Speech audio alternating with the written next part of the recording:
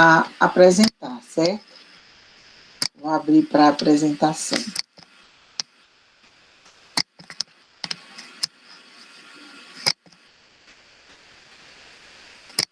Pronto, é um PowerPoint inicialmente, depois é outro, certo? Pronto, então, pessoal, hoje nós vamos começar o item 2, que é custo de produção, da parte 1, certo? E nós começamos, a gente sabe que o objetivo do produtor racional é maximizar o lucro, certo? Então, a gente sabe que essa é uma visão, um pilar da teoria econômica como um todo, de que as pessoas, assim, os indivíduos, assim como quem produz ou vende, também são pessoas racionais, certo? E que tem esse objetivo de maximizar lucro. Na verdade, o ser humano racional, que é chamado por alguns de ECON, ele está sempre otimizando. E aqui do lado da produção, nós estamos do lado, em microeconomia, vocês sabem que é dividido em duas grandes áreas, a teoria do consumidor, que vocês viram em micro 1, e a teoria da firma, que a gente vê em micro 2. Então, nós já vimos economia da produção, a parte da produção, e um outro lado da moeda, mas que estão altamente conectados, são os custos de produção, que é esse item 2, e nós sabemos que o objetivo do produtor racional é maximizar lucro. E então, ele pode, a gente sabe que lucro é igual a receita total menos o custo total. Certo? Então, para obter esse lucro máximo, para maximizar esse lucro, o produtor, ele pode seguir dois caminhos, alternativamente ou simultaneamente, porque você sabe que para ter o lucro, quanto mais distante a receita for do custo, maior é essa diferença, então maior é o lucro. Então, o produtor, ele pode ou minimizar custos e também ele deve maximizar a produção. Se ele minimiza custos, a restrição seria a função de produção. Então, ele minimiza custos sujeito ao nível de produção que se quer atingir. Assim como do lado da produção, ele pode maximizar a produção sujeito ao nível de custo que ele pode estar sujeito a ter, certo? Então, minimizando os custos. Como seria a minimização, essa minimização dos custos no longo prazo? No longo prazo, ou seja, quando todos os fatores de produção variam, você deve minimizar os custos sujeito a um dado nível de produção que se quer atingir, um determinado Y barra. Então, você minimiza W1x1 mais W2x2 mais WNxN, né?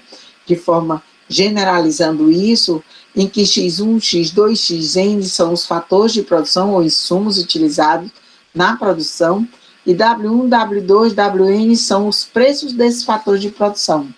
Isso sujeito a um dado nível de produção, que é função de x1, x2, xn, certo? E W1, W2, Wn são os preços, né, dos fatores de produção, e y é a função de produção, certo? Se você utiliza só dois fatores de produção, então você minimiza W1x1 mais W2x2, sujeito ao nível de produção. Então, utilizando o multiplicador de Lagrange, você tem essa equação e fazendo as condições de primeira ordem, ou seja, fazendo a derivada. Aqui faltou, né, a derivada de C em relação desse lambda, né? Desse lambda não, do Lagrange em relação a x1, em relação a x2, em relação a lambda, você chega a essas condições de primeira ordem, que são as equações 1 e 2, e a equação 3, né, que é a derivada em relação ao lambda, certo? Aqui tem um errinho aqui, que o Lagrange ficou aqui embaixo do denominador e não é certo, certo?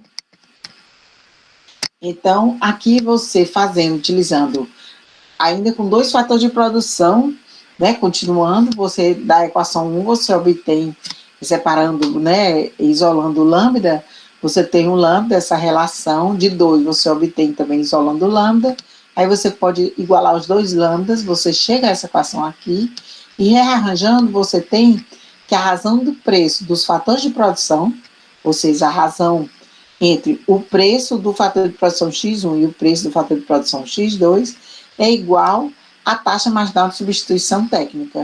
E a gente sabe que desse lado aqui, né, você está falando, então, essa razão é tido, né, a gente sabe que é o produto marginal de x1 e o produto marginal de x2. Então, a razão do preço dos fatores de produção é igual à taxa marginal de substituição técnica.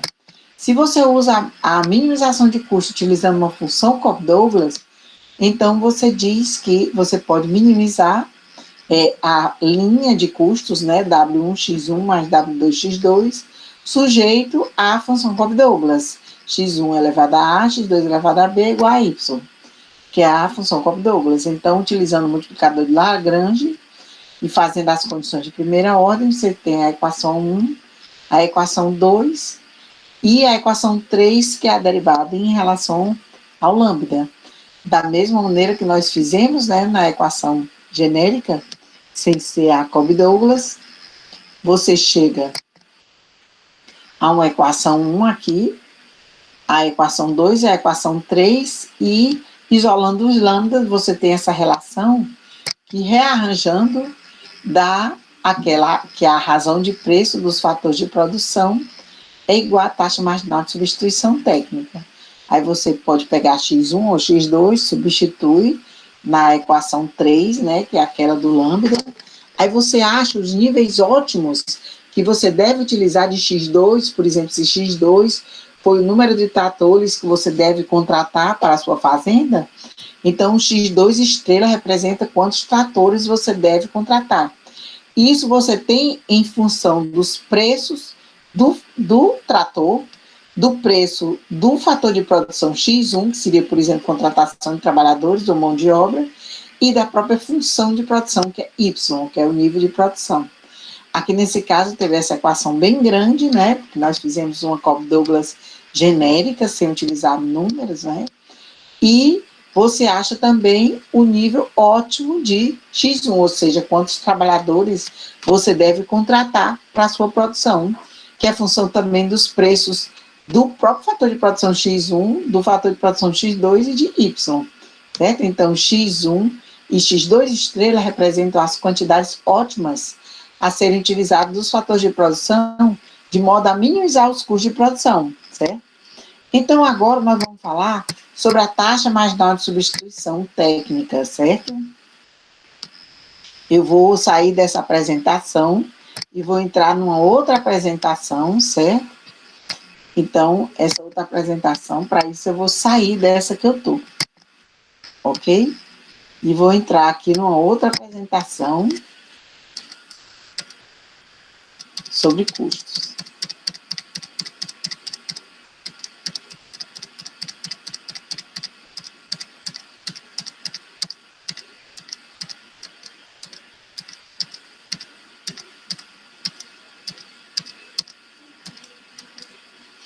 Pronto, está em custo de produção.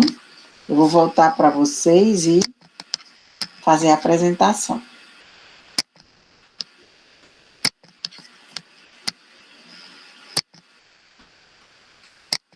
Bem, pessoal, então a gente vai falar sobre custo de produção, certo? A gente já falou sobre... eu sempre gosto de botar alguma frase no início, né? Essa do Steve Jobs eu acho bem legal. Minhas coisas favoritas na vida não custam nada, né? Uma referência a custo. Nós vamos falar sobre a taxa marginal de substituição técnica. Então, antes a gente vai pensar que nós demos esse exemplo, né, da Cobb-Douglas, que nós chegamos à conclusão do x1 estrela e x2 estrela, que são as quantidades ótimas a serem utilizadas, os fatores de produção, de modo a minimizar os custos de produção. A gente vê, por exemplo, que essa linha, né, que a gente estava minimizando de custos, que é W1x1 mais W2x2 igual a C, representa os custos de produção, né, que nós vimos.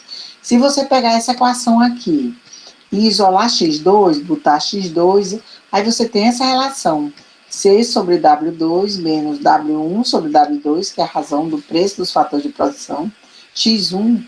Aí você vê que isso é uma linha reta com a inclinação W1 sobre W2, que dá a inclinação, e o intercepto C sobre W2. Né?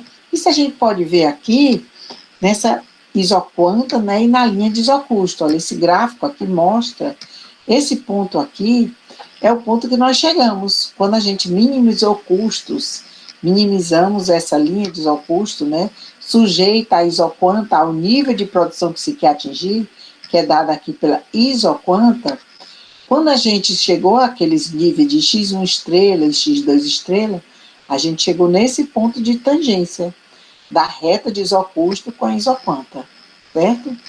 Então, a minimização de custos, ela ocorre no ponto de tangência da isoquanta com a curva ou linha de isocusto.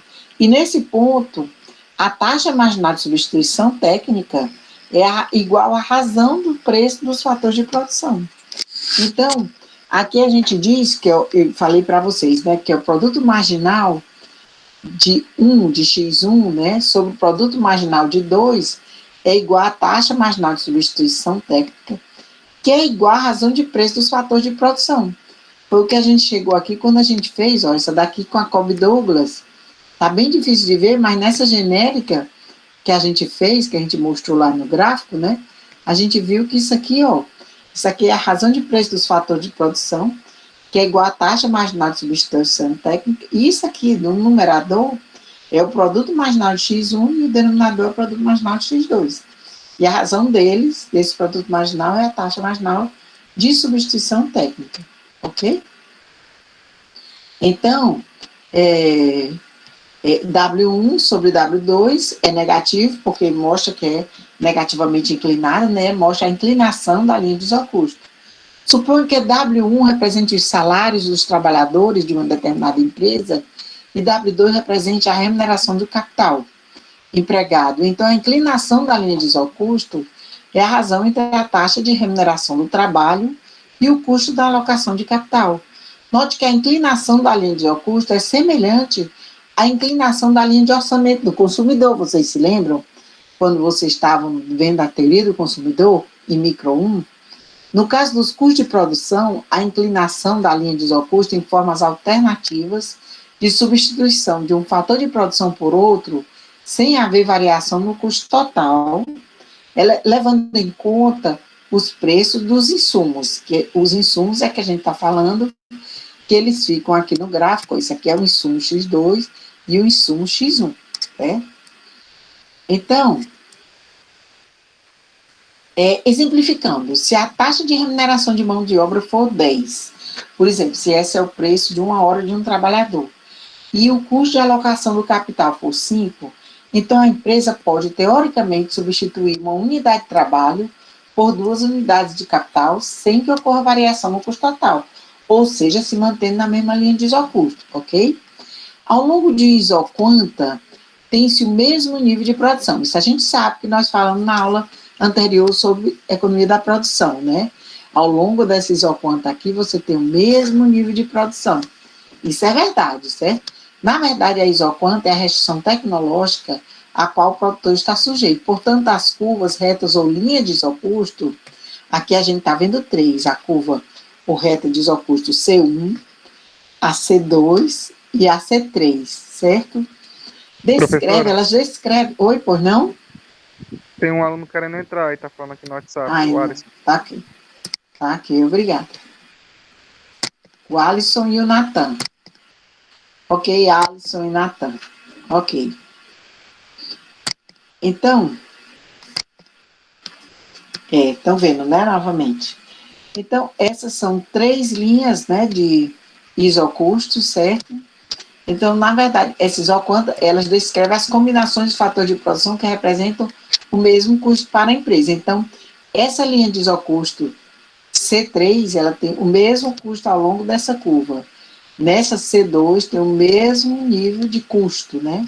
E a C1, o mesmo nível de custo. Lógico que o custo da reta de isocusto C1 é menor do que a C2 e é menor do que a C3. Aí a gente vê uma coisa interessante, por exemplo, naqueles cálculos que nós mostramos, a gente minimizou o custo sujeito a um dado nível de produção. O dado nível de produção, vamos supor que tenha nessa isoquanta Y aqui.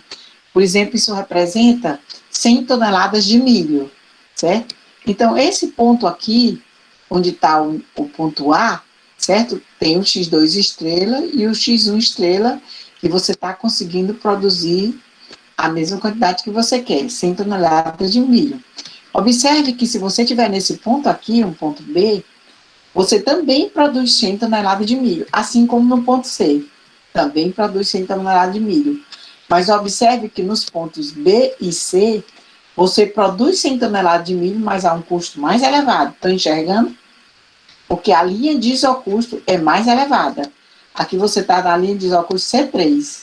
E no ponto A, você está na linha de isocusto C2, que representa um custo menor, certo? Então, repetindo, né, a curva de isocusto C2 tangente à isocanta Y, no ponto A, mostra que o produto pode ser produzido ao mínimo de X1 estrela unidade do fator de produção X1 e X2 estrelas unidade do fator de produção X2, que representa esse ponto A, ele representa justamente a utilização da quantidade ótima de X2 e da quantidade ótima de X1, porque leva a situação de minimização de custos, certo? As outras combinações, como B e C, como eu falei, fornecem o mesmo nível de produção, porque está na mesma isoquanta, certo? Mas a um maior custo. Quando o preço dos fatores de produção muda, certo? Ocorre uma modificação na inclinação da curva ou reta de isocusto. Supondo, por exemplo, que X represente o fator de produção capital, X2, né, represente o fator de produção capital, está aqui no eixo das ordenadas, utilizado por uma empresa em um ano, e X1 represente o fator mão de obra, o fator trabalho, utilizado na mesma empresa por um ano e está aqui no eixo das abscissas, certo?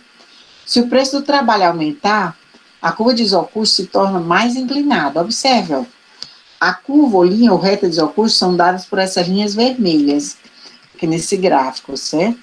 Você observe, ó, que inicialmente a gente considera que X2 estrela estava nesse ponto A e X1 estrela estava nesse ponto A, que era um ponto de tangência com essa linha de com essa isoquanta mais baixa, tangente a essa linha, essa reta de isocusto, certo? Aí aqui está dizendo, né, que se o preço do trabalho aumentar, a curva de isocusto se torna mais inclinada. Porque se o trabalho aumentar, a tendência é você tentar substituir o trabalho, que é X1, que ficou um insumo, ou fator de produção mais caro, pelo outro fator de produção X2, capital, certo? Então, a tendência é você passar a utilizar um nível maior, contratar mais trator, se X2 representar tratores contratados, certo? Para alugar ou para fazer um leasing, né? E não mais esse ponto, não é mais essa quantidade que está aqui no X2 estrela, você passa a um nível maior de X2, um X2 linha, por exemplo, né? Então, isso aqui significa que você vai passar a usar uma quantidade menor do fator de produção X1, que é o que ficou mais caro. Então, isso leva a uma inclinação, a linha ou reta de isocusto ficar mais inclinada. Porque para se manter na mesma isoquanta, você vai usar mais o fator de produção X2 do que o X1, ok? Então, se a empresa decidiu produzir uma quantidade maior de produtos, ou seja, passar por isoquanta, tipo essa daqui, mais elevada, né, do que essa inicial, certo? Então, os preços dos fatores de produção e os preços dos fatores de produção permanecerem constantes, mesmo eles permanecendo constantes, os custos vão aumentar. Por quê? Porque você tem que estar agora numa reta ou linha de isocusto mais elevada, certo? Então, esse ponto aqui C é a tangência da reta de isocusto com essa isoquanta mais elevada, leva a um nível mais elevado de produção, certo? Então, essa isoquanta produz, por exemplo, 200 toneladas de milho e não mais 100 como aqui, certo? Agora, vamos ver, né, a situação de curto prazo, certo? Nós vimos que no curto prazo nem todos os fatores de produção variam, ou seja, alguns permanecem fixos, e que no longo prazo todos os fatores de produção variam. De fato, quando a empresa opera no curto prazo, seu custo de produção ele não pode ser minimizado, já que nem todos os fatores de produção variam, né? Supondo que o fator de produção de capital é fixo no curto prazo, o nível de produção só vai poder ser atingido aumentando o nível de utilização do fator variável, levando a uma linha de isocusto mais elevada, como a linha de isocusto I3, né? Vamos ver aqui nesse gráfico aqui abaixo, ou seja, aumentando os custos. O que está dizendo aqui, a gente pode ver bem claro nesse gráfico aqui, veja. Aqui tem 3 linhas de isocusto, ou retas de isocusto, certo? Tem a I1, certo? Ela está tangente a essa isoquanta aqui, mais baixa do que essa próxima isoquanta de cima, e nesse ponto aqui tem um nível ótimo de K e de L, né, correspondente a K1 e L1, certo? Então, aqui está dizendo, né, que se você, de fato, quando a empresa opera no curto prazo, seu custo de produção não pode ser minimizado, né? Já que nem todos os fatores de produção variam. Mas supondo que o fator de produção de capital que o fator de produção capital é fixo no curto prazo, um nível de produção superior só pode ser atingido, por exemplo, em Q2, aumentando o nível de utilização do frator variável. Então, nesse caso, por exemplo, se você fixar em K1, você só pode aumentar para uma isoquanta mais elevada, ou seja, aumentar seu nível de produção, se você utilizar mais do fator de produção L, que é mão de obra, certo? Isso leva você a uma reta de isocusto mais elevada. Aqui nós chegamos à reta de isocusto I3. E também atingimos um nível de produção mais elevado, porque está nessa isoquanta mais elevada. Certo? Então, isso aumenta os custos, porque está agora numa reta de isocusto mais elevada. Contudo, no longo prazo, quando todos os fatores de produção variam, o mesmo nível de produção pode ser atingido a custos mais baixos, como no ponto A.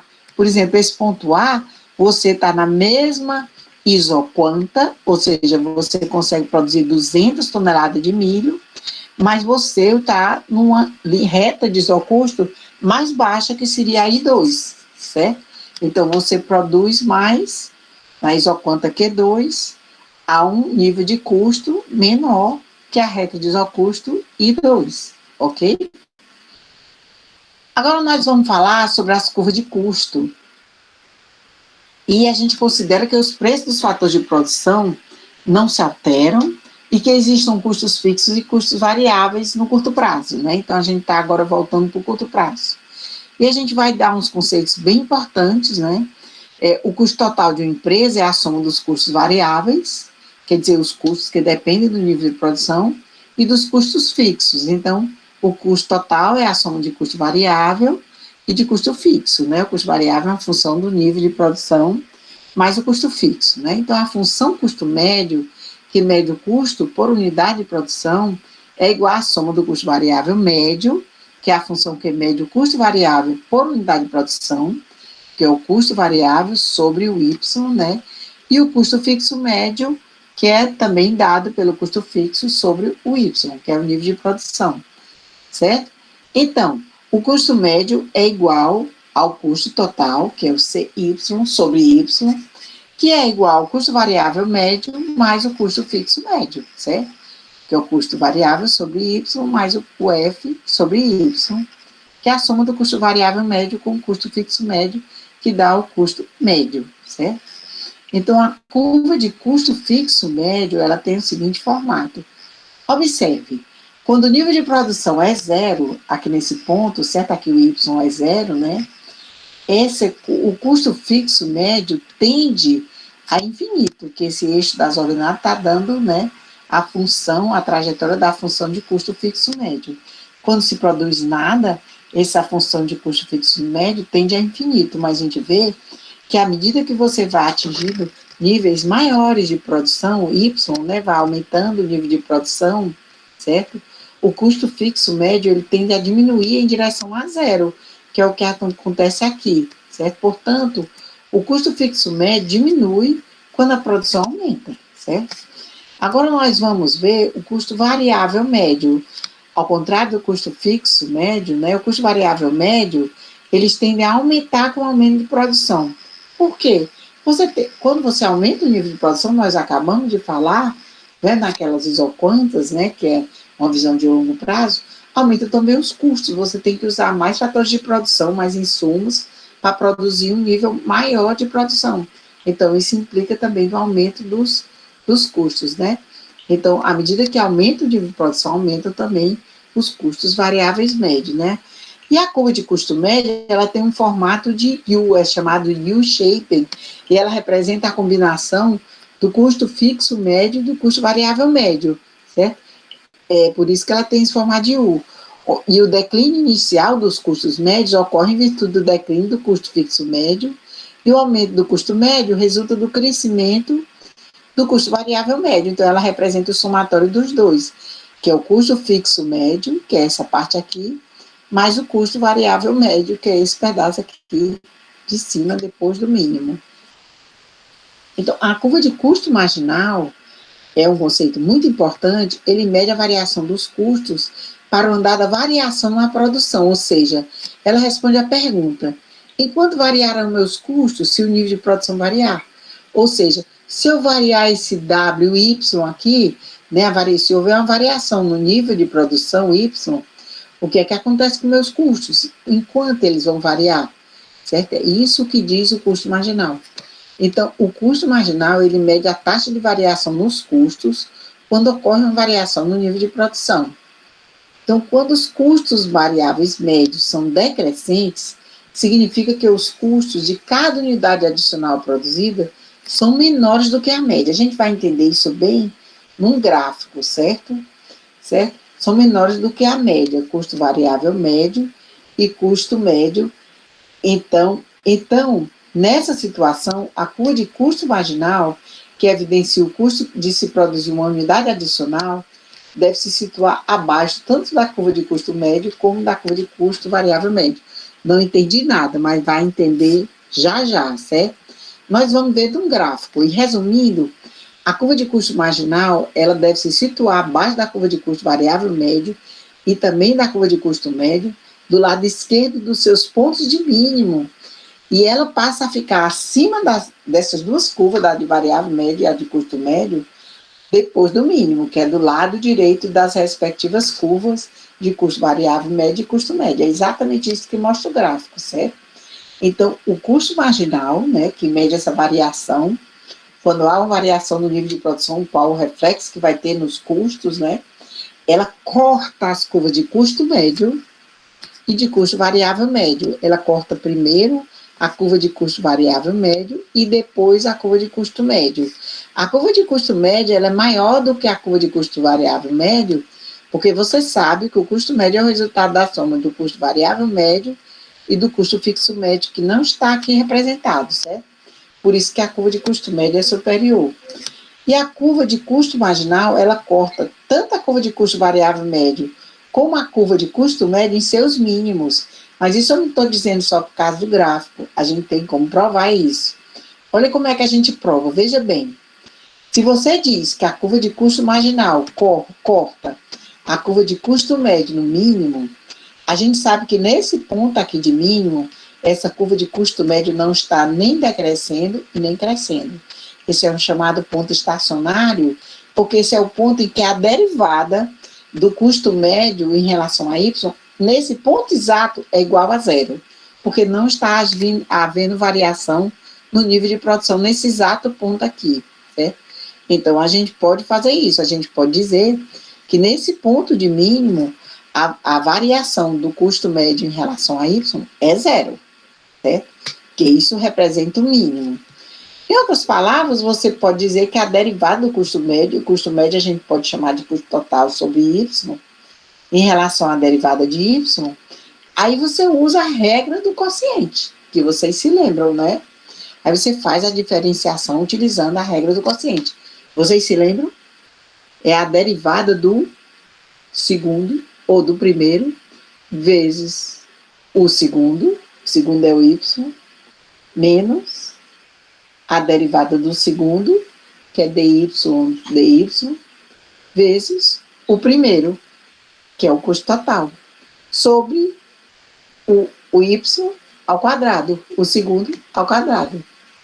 Então, em outras palavras, você pode cortar o y2 com y, você sabe que o custo total sobre y é custo médio, então você tem no final, você partindo dessa ideia que o custo médio, nesse ponto exato de mínimo é igual a zero, você chega à situação de que nesse ponto de mínimo, ou seja, no ponto em que o custo médio atinge seu mínimo, o custo médio é igual ao custo marginal, porque aqui você multiplica y por zero e você tem então essa igualdade, que o custo marginal é igual ao custo médio, que é exatamente quando ele corta o custo médio, certo? É exatamente nesse ponto de mínimo. Então, a gente prova isso. Então, a gente prova, né, que no ponto de mínimo do custo médio, né, é que, então, nesse ponto exatamente, é onde o custo marginal é igual ao custo médio, que é onde eles, um cruza o outro, né, eles são idênticos nesse ponto. E a partir desse ponto, o custo marginal passa a ser maior do que o custo médio, e antes ele era menor. Né? A mesma coisa você pode fazer com relação à curva de custo variável médio, certo? Então, observe que você pode fazer a mesma coisa para a curva de custo variável médio, ou seja, quando ela atinge o mínimo, o custo marginal é igual à curva de custo variável médio, olha. Você vê quando ele atinge o mínimo, aqui é porque esse gráfico talvez não tenha mostrando, mas aqui é o mínimo da curva de custo variável médio. Nesse ponto exato, você pode dizer que a derivada do custo variável médio em relação a y é zero, certo? Não está havendo variação no nível de produção aqui. Então, você iguala a zero. E você igualando a zero, você tem o mesmo resultado desse, certo? Ok? Porque se você considerar o longo prazo, você pode dizer que o custo fixo médio aqui é zero. Aí, no fim, você tem essa igualdade. Y vezes zero é zero, então o custo marginal é igual ao custo variável médio. E você prova, então, que no mínimo do custo variável médio, ele é igual ao custo marginal. Então, a curva de custo médio de longo prazo, isso aqui é uma outra ideia, né, um outro conceito, é a envoltória inferior das curvas de custo médio de curtos prazos. Vamos ver aqui. Certo? É um negócio como esse aqui, veja. Aqui é a curva de custo médio de longo prazo, que é uma longa curva, né, de custo médio, que tem um mínimo também. E aqui você vê pequenas curvas de custo médio de curto prazo, certo? Os diferentes tamanhos de fábrica podem ser representados por diferentes curvas de custo médio de curto prazo, que tangenciam a curva de custo médio de longo prazo em um ponto que representa o custo mínimo. Então, em outras palavras, a curva de custo médio de longo prazo é o envelope ou envoltória inferior de todas as curvas de custo médio de curto prazo, mas contém o ponto de mínimo apenas uma curva de custo médio de curto prazo, a mais baixa, vamos dizer. Essa curva mais baixa aqui, ela é a única que tem um ponto de mínimo, né? Apenas uma contém um ponto de mínimo, certo? Mas a curva de custo médio de longo prazo, ela envolve todas outras curvas de custo médio de curto prazo. Olha, agora eu vou mostrar um gráfico que mostra, né, tanto o custo total como o custo variável médio, aquelas ideias que nós vimos. Esse gráfico eu tirei do livro do Pindic, e ele é bem interessante, né? Ele mostra a relação entre as curvas de custo total, custo variável, custo fixo, e aqui esse gráfico de baixo mostra a relação com o custo marginal, o custo médio, o custo variável médio, o custo fixo médio. Observe que coisa interessante. Primeiro, nesse gráfico de cima, a gente vê o custo fixo. A gente vê que aqui, né, o eixo das abscissas está mostrando o nível de produção Y, tanto no gráfico de cima como de baixo, certo? E a gente vê o que é que acontece com essas curvas à medida que vai aumentando o nível de produção Y, certo? Com o custo fixo não acontece nada, certo? Independente do nível de produção, o custo é fixo, num determinado nível, um ponto aqui, certo? Um determinado valor de custo fixo, certo? E saindo desse custo fixo, tem um custo total, que a gente sabe que custo total é custo variável mais custo fixo. Então, o custo total não sai da origem, ele sai de onde ele parte do custo fixo, certo? Já que ele soma o custo variável com o custo fixo. E o custo variável, sim, ele parte da origem, ou seja, quando você produz zero, o custo variável é zero, certo? Ok? Já o custo total diz que mesmo produzindo zero, ele já não é zero, porque tem um custo fixo, certo? E aqui a gente pode ver umas coisas interessantes. Veja bem, o custo total, certo? Ele parte assim, ele vê que ele está crescendo, né? A taxas decrescentes, o custo total. Mas chega um ponto aqui, né? Tem até essa reta aqui tangente, que ele passa a crescer a taxas crescentes, né? Observe que essa virada aqui do custo total, ele coincide com o ponto em que é o mínimo da curva de custo médio, que é exatamente quando o custo marginal é igual ao custo médio, estão vendo? E isso acontece, né, quando eles se igualam, o custo marginal e o custo médio, é exatamente nesse ponto que o custo total passa a crescer a partir dele a taxas crescentes, certo? Observe também uma coisa interessante, né, com o custo variável. Ele também está crescendo desde o zero, né, até esse nível aqui de Y, a taxas decrescentes. Mas a partir desse ponto aqui, a curva de custo variável passa a crescer a taxas crescentes. Observe que esse ponto é o ponto de mínimo da curva de custo variável médio e corresponde ao ponto exatamente onde o custo variável médio é igual ao custo marginal. A partir de quando o custo marginal passa a ser superior, certo, ao custo variável médio. E aqui também mostra a curva de custo fixo médio, né? E aquela tendência que nós já mostramos de decrescer, tender a zero à medida que o Y aumenta, certo? Então, vamos ver aqui o que é que a gente escreveu, né? Observe que o custo total é a soma do custo variável e do custo fixo, nós falamos. E no gráfico abaixo, o custo médio é a soma do custo variável médio e do custo fixo médio. Aqui, a curva do custo marginal cruza com as curvas de custo variável médio e de custo médio em seus pontos de mínimo. E o custo marginal é dado pela inclinação da curva de custo total. É verdade.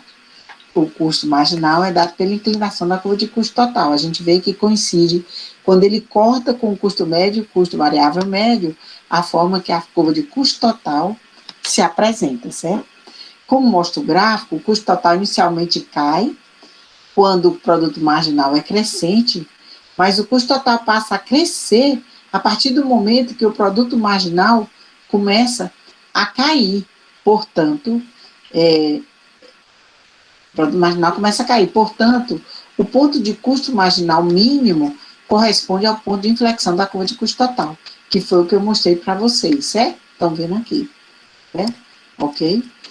Agora, né, nós vamos voltar à análise anterior de longo prazo. A gente estava falando de custo prazo, que a gente falou até em custo fixo médio, né? Estava mostrando os gráficos. E nós vamos ver agora a variação de custo com variação dos níveis de produção. A minimização de custo leva à utilização ótima dos fatores de produção sujeitos ao dado nível de produção. Nós já vimos, né?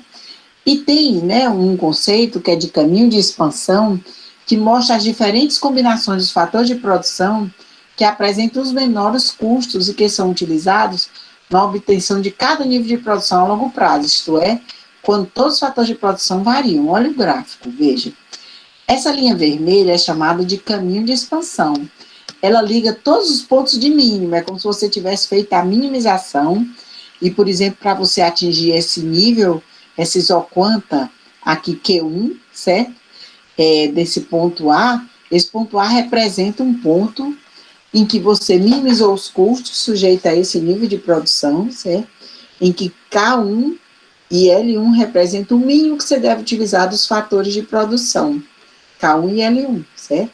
Então, você se situa numa linha de isocustos aqui, I1, que é tangente a esse isoquanta Q1, certo? Então, aqui, nesse ponto B, tem a linha de a isoquanta Q2, que é tangente nesse ponto B, a linha de isocusto I2.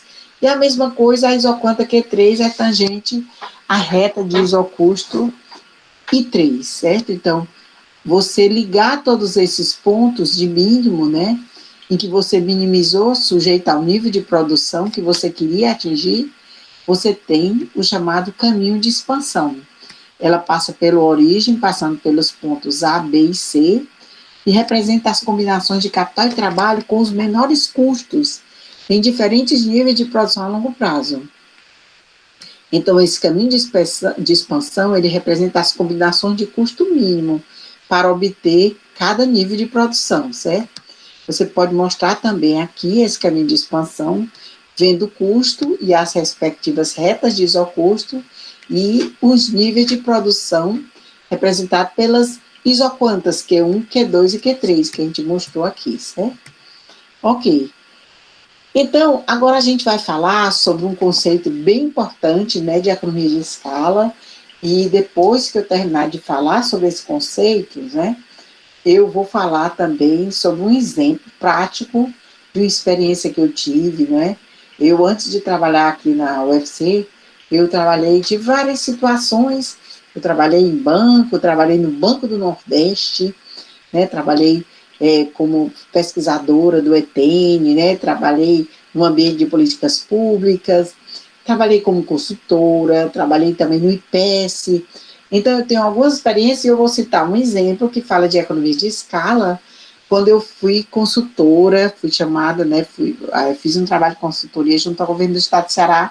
Eu acho bem interessante a gente sempre procurar aliar o que a gente está vendo a algumas situações práticas, né? E que eu trabalhei como economista, né? Que vocês vão trabalhar também em breve, certo? Então, a gente vai falar agora sobre a economia de escala. Uma empresa, a gente diz que ela apresenta economia de escala, né? Esse conceito é utilizado do lado dos custos, quando ela é capaz de duplicar a produção com menos do que o dobro do custo dos custos. Também existem deseconomias de escala quando a duplicação da produção leva a um aumento mais do que o dobro dos custos, certo? Esses conceitos, na verdade, eles estão relacionados aos conceitos que nós vimos do lado da produção, que é os retornos de escala. Vocês se lembram? Certo? Nós dissemos, né, que os retornos de escala são crescentes quando o produto mais do que dobra, quando os insumos são dobrados. São constantes quando os insumos se mantêm na mesma proporção e são decrescentes quando o produto menos do que dobra, certo? Então, eles são relacionados, porque veja bem, quando você fala em aumentar insumos na mesma proporção, por exemplo, 10%, né, que é aquela ideia que a gente falou em retorno de escala. Aliás, na parte de produção, nós vimos dois conceitos, um de curto prazo, que era a lei dos rendimentos decrescentes, né, mas nós vimos o de longo prazo, né, até nós vimos a elasticidade da produção, que nós falamos, e é relacionado a retorno de escala, certo? A gente dizia o seguinte, se você aumentar em 10% todos os fatores de produção e insumos utilizados, se o nível de produção Y aumentar mais do que proporcionalmente, ou seja, em mais de 10%, você diz que tem retornos crescentes à escala. Se aumentar menos de 10%, você diz que tem retorno decrescente de escala. Retornos decrescentes, né? E se aumentar na mesma proporção, 10%, você tem retornos constantes de escala.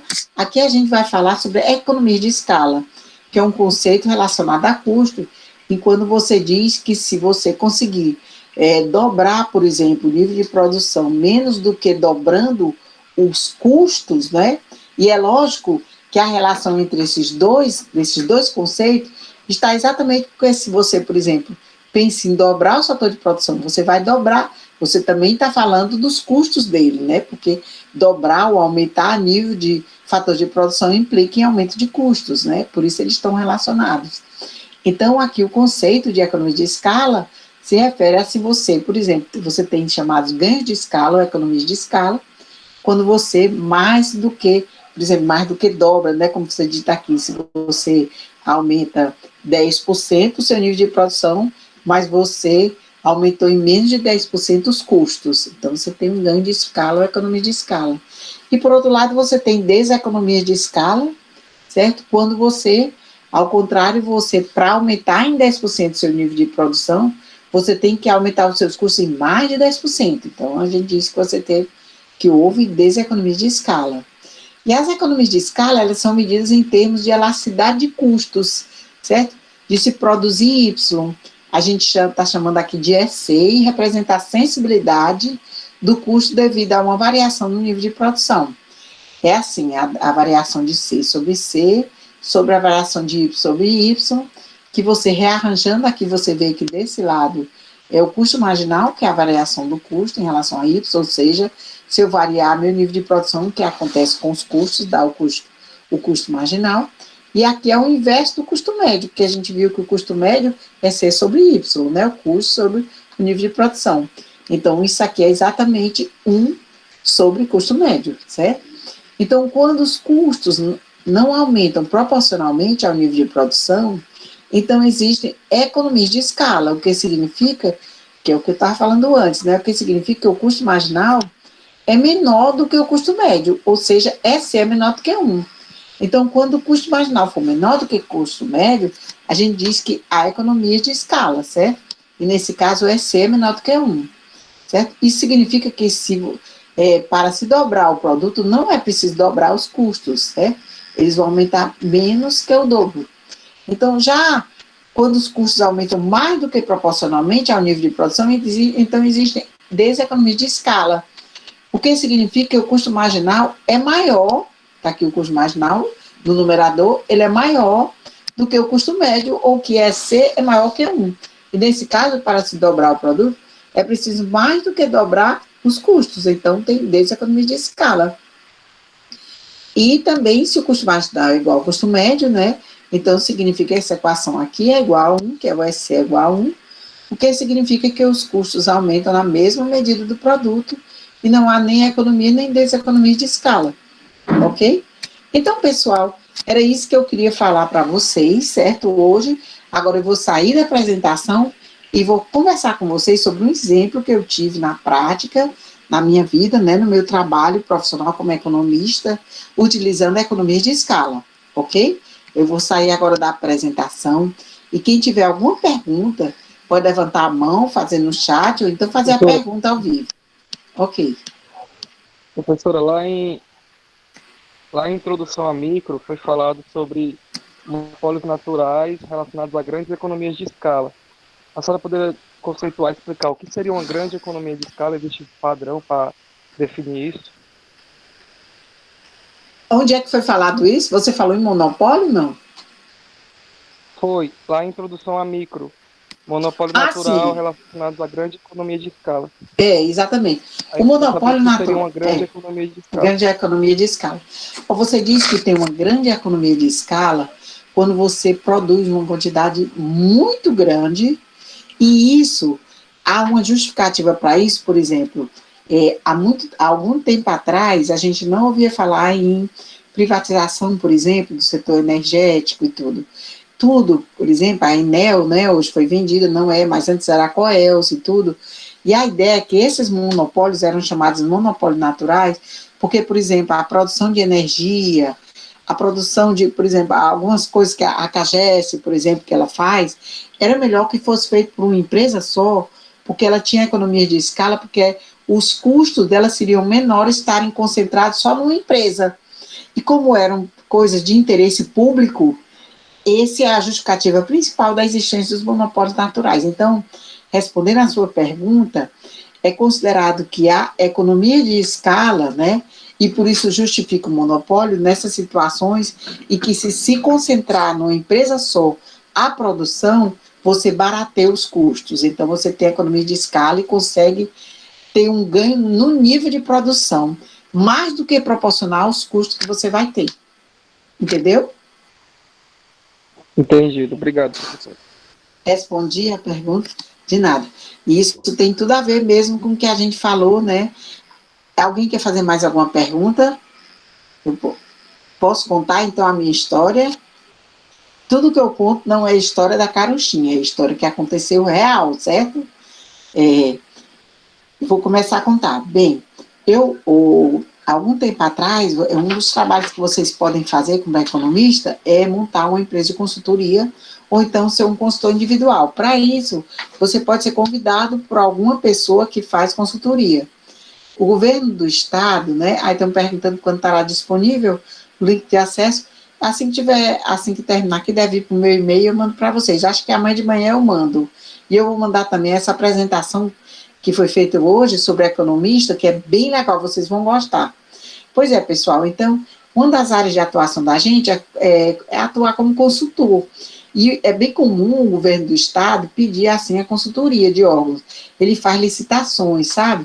E algumas pessoas, né, se juntam e fazem ter essas empresas de consultoria, ou então as pessoas entram na licitação, ganham e fazem um trabalho, né, para o governo.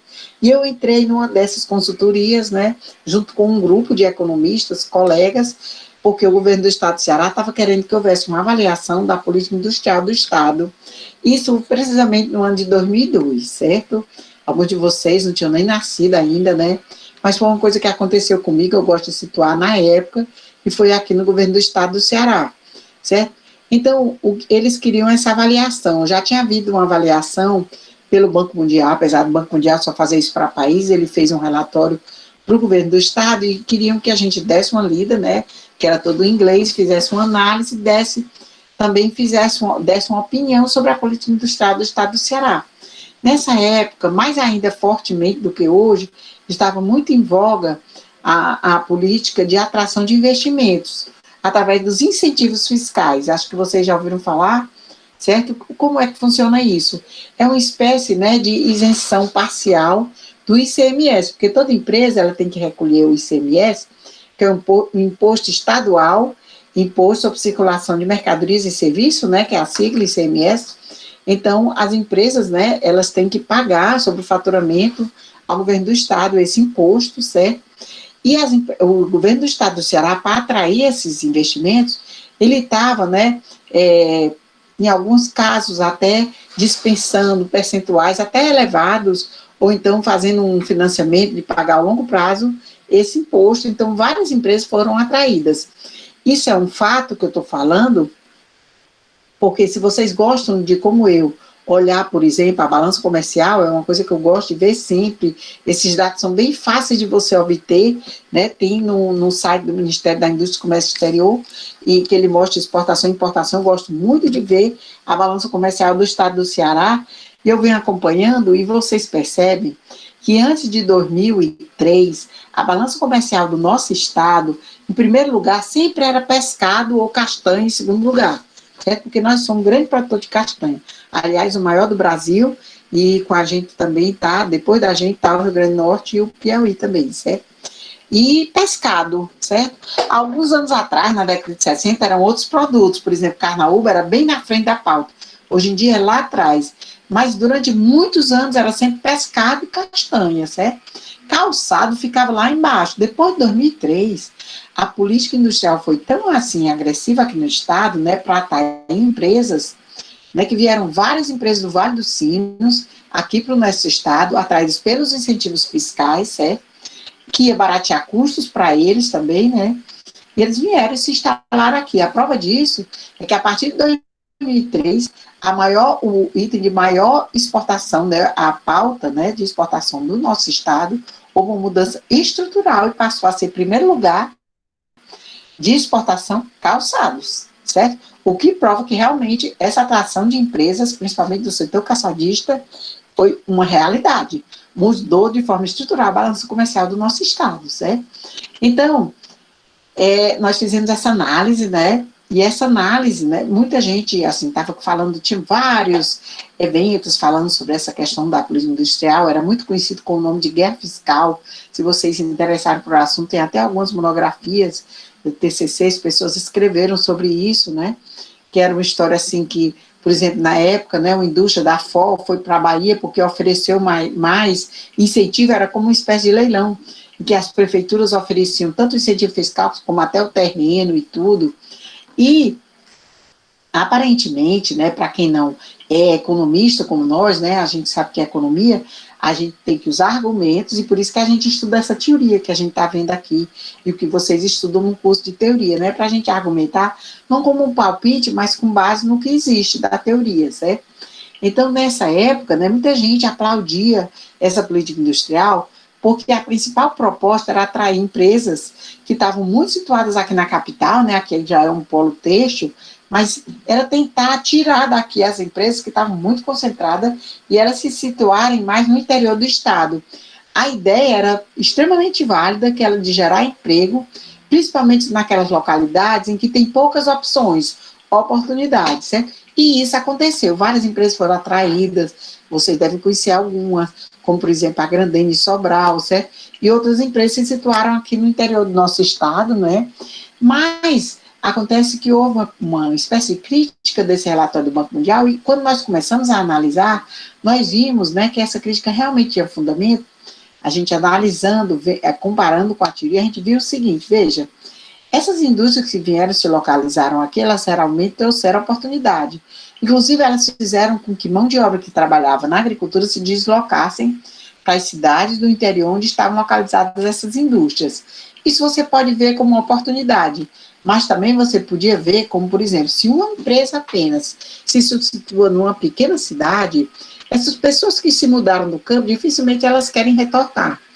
E essas empresas, e as prefeituras ficam, então, reféns dessas indústrias. Então, de fato, a gente notava que havia, assim, um pedido constante por parte dessas empresas de aumentar a quantidade de terreno, de aumentar os incentivos fiscais, de pedir, e o prefeito ficava como uma espécie de refém dessas indústrias.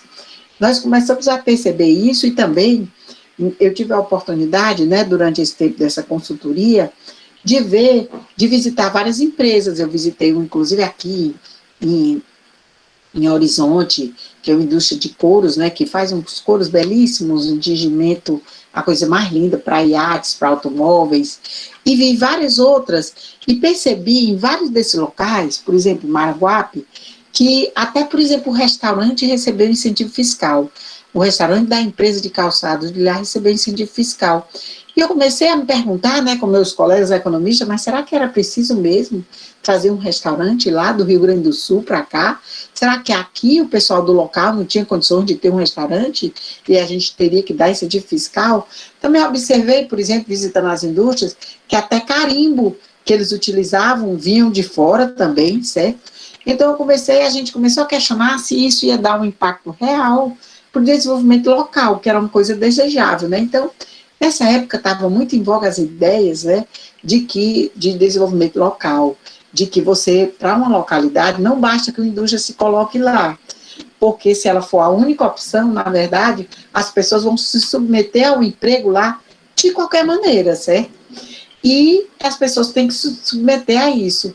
Então, nós fizemos um trabalho, né, e nosso argumento foi baseado na ideia de cadeia produtiva, é uma ideia, né, de que o desenvolvimento local passa por você valorizar ou ter um determinado espaço, vários itens da cadeia produtiva. Por exemplo, o setor calçadista, a cadeia produtiva dele, para você produzir calçado, você precisa de couro, precisa de linha, precisa de tinta, precisa de navalha, tem vários itens que entram na cadeia produtiva para a produção de calçados, né?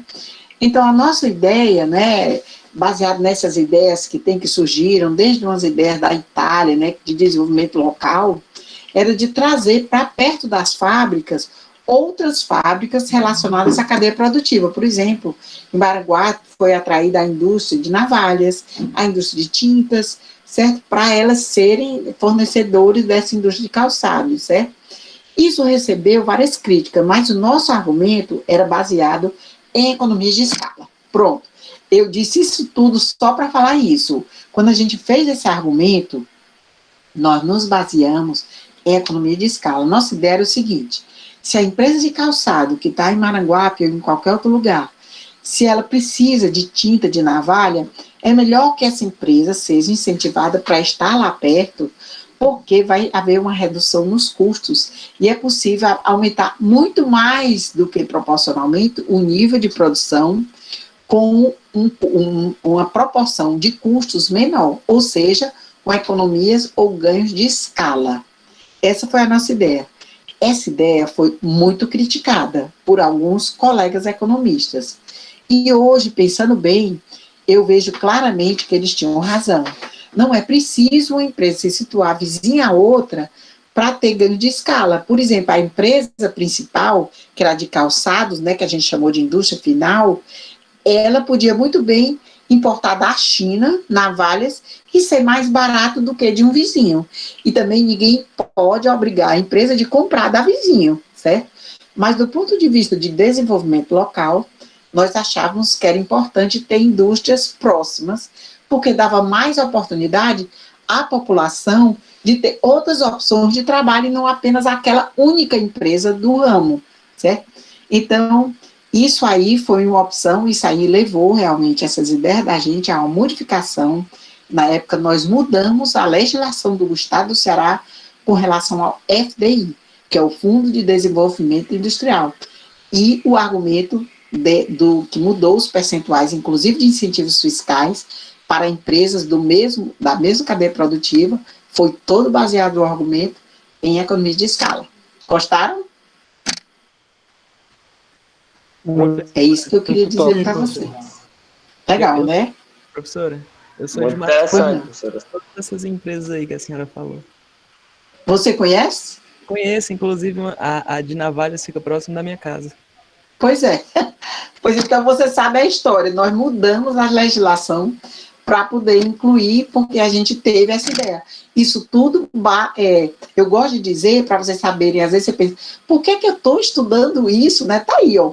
A gente tem que, como economista, para você conseguir uma coisa, mudar uma lei que muda a vida de muita gente, porque muita gente arranjou emprego lá, muita gente trabalhou lá, muita gente foi para lá por causa de uma ideia de um economista, de um grupo de economistas que estudaram e, baseado em economia de escala, tiveram essa ideia e mudaram a legislação. É assim que vocês vão fazer proximamente, certo?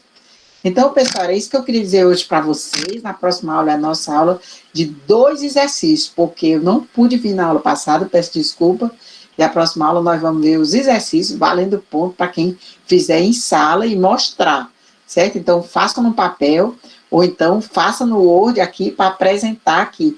Não precisa ser no papel, não. No papel escrito à mão tem que ser para mandar no final para ganhar a nota. E vocês, quando forem mandando, que tem um prazo até 7 de janeiro, vocês mandam para Raquel, para aquela menina que eu já mandei, que é a minha monitora, né? Rafaela, né, a Cássia, certo? Eu já mandei, eu tenho o e-mail dela, ela está juntando tudo, certo? Mas, na verdade, o prazo final é dia 7 de janeiro. E esse, sim, tem que ser feito à mão. Mas, para apresentar aqui, é mais fácil até que você faça meio digitando. Se você quiser fazer à mão, também pode ser. Mas, se você achar mais fácil digitar, pode ser também, que o importante é você mostrar aqui como fez. Para ganhar o meio ponto, certo? Ok? Até a próxima aula. Muito obrigado pela presença e pela participação de vocês. Boa tá noite, bom? professora. Boa noite, um abraço. Obrigado, professora. Boa noite. Obrigado. Tudo de Professora, Tchau. boa noite. Tchau. Professor, Boa só noite. para fazer a Tchau. chamada. Pronto, vou fazer a chamada agora, porque